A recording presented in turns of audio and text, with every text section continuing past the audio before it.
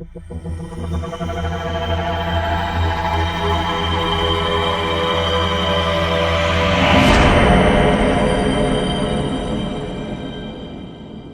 right, we're jumping into our CES 2021 recap of day one, day two officially for the show, but it is day one for all attendees who aren't officially media, which I guess isn't me anymore. So, this is day one for me now.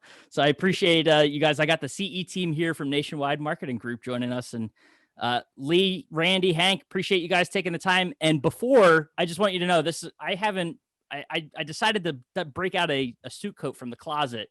And I randomly reach in, and I want to tell you guys, I went into my pocket, and the last time I wore this coat was CES last year, because here's my Sony badge with CES 2020 on it. So that's how long it's been since I took out a suit coat from the closet. So thank you guys for allowing me to put on a suit coat. So wow.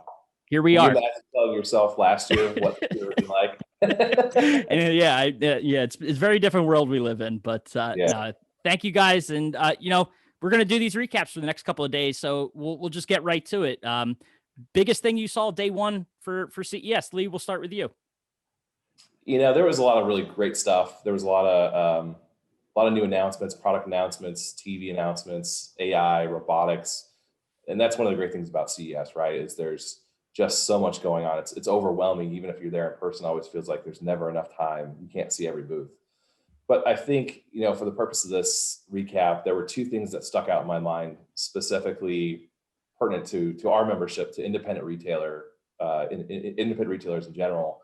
And it came surprisingly during Mark Cuban's talk at CES. And he mentioned a lot of things, but he really hit on two things. One was AI, and then the other one was website and digital marketing. So, for AI, he talked about, hey, if you as a business are not engaging AI, you're going to be left in the dust. And it made me really think about all of the technological advancements we've made as an organization in utilizing AI.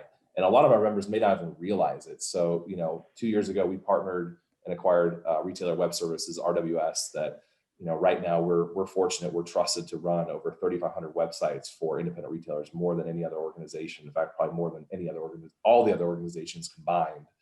And we've been telling dealers the power of AI, but they don't really understand that we actually use AI and machine learning, in what we do to help AdWords and help the performance of our platform. And we also leverage Google's AI and their machine learning. And we've talked about this for a number of years, and it really segues kind of into my second point. But we've been talking about the need for digital for a long time, and it used to be that if the badge of honor was if you had hundreds of people in an office working and running your digital team, that was, a sign of legitimacy.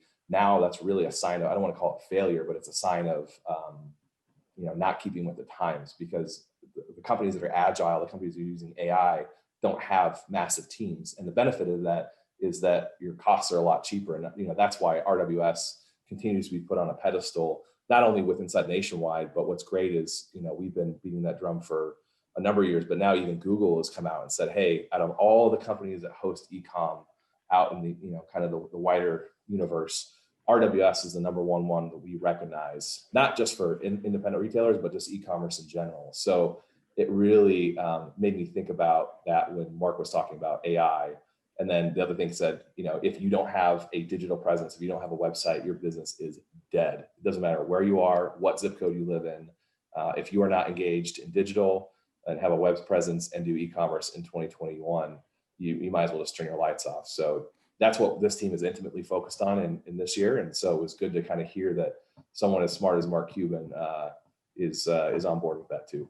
No, certainly. And it came up as well in the Best Buy keynote with Corey Berry, mentioned she was very all about digital first. So it's a theme I think we'll see throughout the rest of this week and, the rest of time, I guess, with retail. So digital first is where it's at. So we'll move right on to you, Mr. Randy Durr. What was big for you this first day of CES?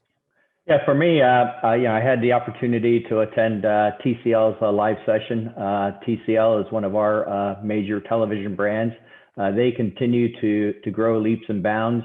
I think they had mentioned that in 2020, they were able to move up to the #2 market share in the TV category, which says a lot with only being here in the US for maybe 5-6 years. They will expand into larger screen sizes coming 2021 with 3 different 85-inch models in the assortment. And in addition to that, they're also going to expand into 8K product category as well. So a lot of exciting things coming from them. On a side note, they'll be introducing some other products from other verticals, which we also happen to play in, which would be the appliances. So a lot of good stuff coming out of that vendor partner for 2021. It's awesome. And I've seen them at a couple IFA shows over the years, and their TVs that they show over there are beautiful and nothing like we see here. So who knows, maybe they'll get over here eventually, but great brand, lots of great intros, and foldable phones too, I think are in their space, which is always interesting. So yeah.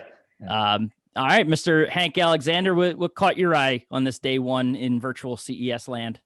Yeah, I spent some time, a couple of different places, several booths, Sony, Klipsch, Samsung, some great new products. You know, there's always a lot of cool innovation, rollable phones. I mean, all those things, transparent OLED from a bunch of different vendors. So there's some really neat things. Spent some time in the next gen TV talking about, they had a round table actually on it. They were talking about 8K and content, 4K, 8K, advanced frame rates, all those kinds of things that are coming that drive, well, actually the TCL TVs that you saw, a few years ago, and just how that whole side of the business is changing. And there's this, big demand for content. Who knew in 2020, the biggest thing on TV was TV. And so it's all about the content now and getting higher frame rates. And so there's a lot of really neat things coming in that side of it. So I kind of geeked out on that a little bit. Always felt like the TVs were ahead of the content. We get those TVs and then the content catches up. So they'll get there. They'll get there. They're and then filming a lot of 8K content and advanced frame rate. ESPN was on there, and some of the content they're shooting now, and the Olympics will be shot in 8K. So really neat things coming there. No, certainly awesome stuff. And I think a great recap for day one. And as always, there's so much more to cover at CES. So we will certainly get through it over the next couple of days, and lots more trends to follow and cool things to see. So appreciate you guys. And I know we'll be catching up again soon.